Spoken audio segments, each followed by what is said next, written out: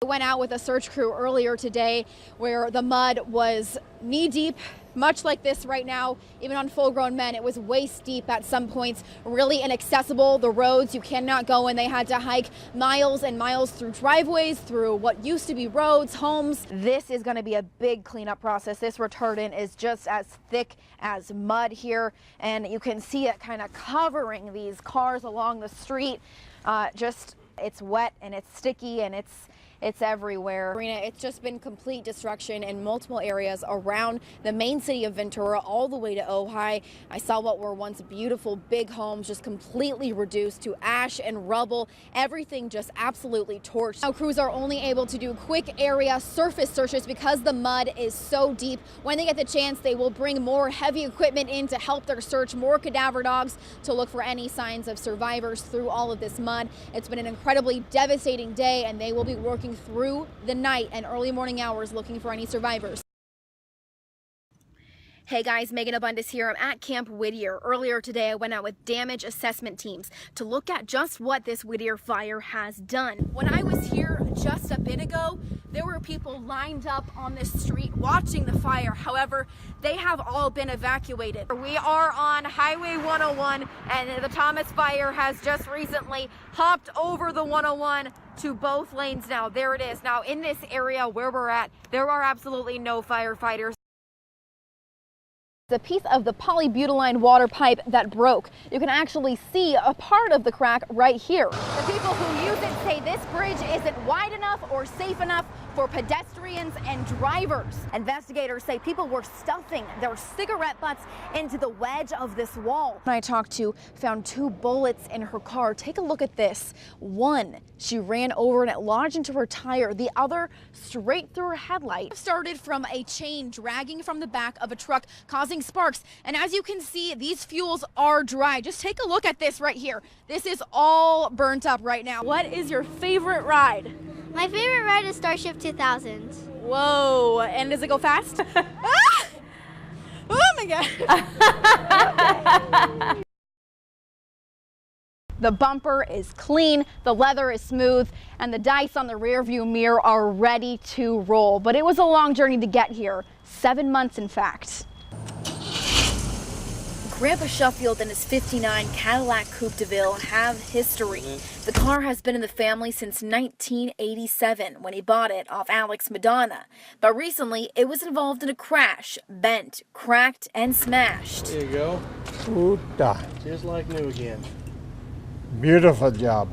For 7 months, it essentially went through another restoration by Foster Auto Body technicians with parts from around the country. It's pretty cool. When we were pulling up, I said, okay, I wonder where the Cadillac is.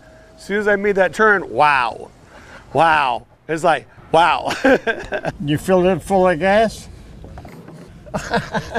And we are definitely going to go for a cruise. And we're going to have a blast. Now the Caddy is back in action, and let me tell you, John only rides in style. Just driving around, just people giving the thumbs up because they saw John, they know this car, and they were just yelling at us, cool, we love it, waving. That was all. He's a superstar. Oh yeah, I got 3 car shows this month.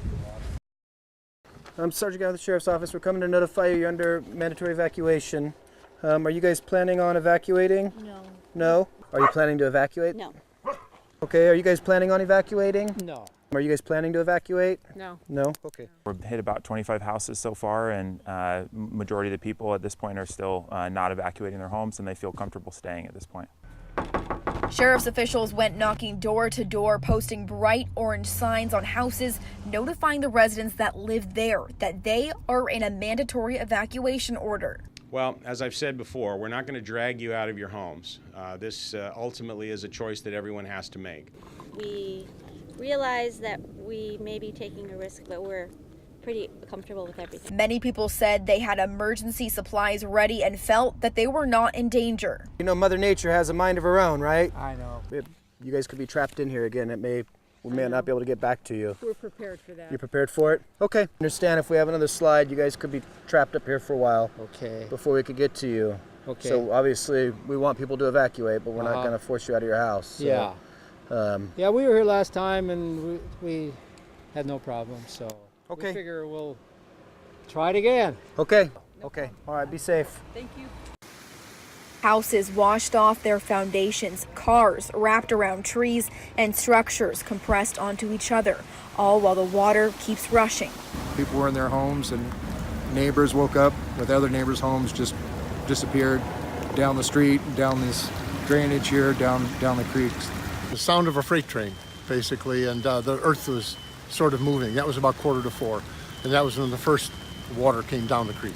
Now, crews search through the debris piles. See if there's any surface victims or anybody we can pull out right now. This is going to go on for days. Crews were able to pull out 2 young girls, one 14 years old and another girl whose age has not yet been determined.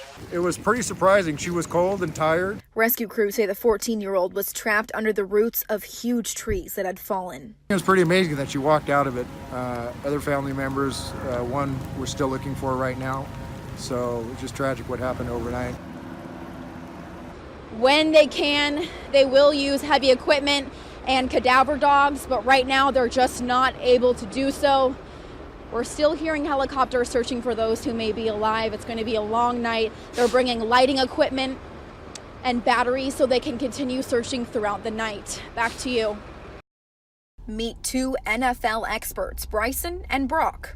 Brock is in 2nd grade. I'm in kindergarten, so mostly I'm just 2 grades away from him. But are you a better quarterback than him? Yes. What team does Drew Brees play for? Saints. Derek Carr, Raiders. Cooper Kupp, Rams. Odell Beckham, Giants. Jay Ajayi, Eagles.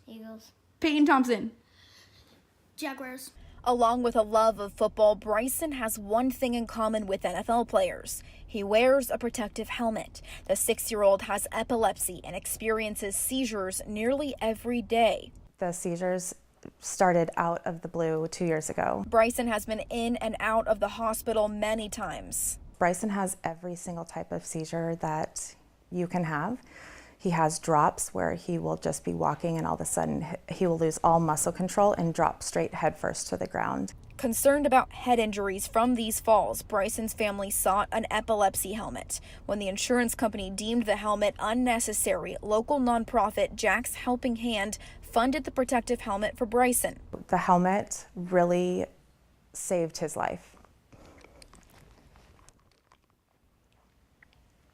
But he's so strong and he gives strength to us when he goes through all that. Grateful for the support, the Thompson family wanted to give back. Well, it's called Helmets for Helmets. The 2 brothers, Bryson and Brock, came up with the idea of asking as many NFL players as they can for donations. A helmet, a jersey, or a football. Oh, come on. He's the fastest. And hear from Eli Manning. Yes.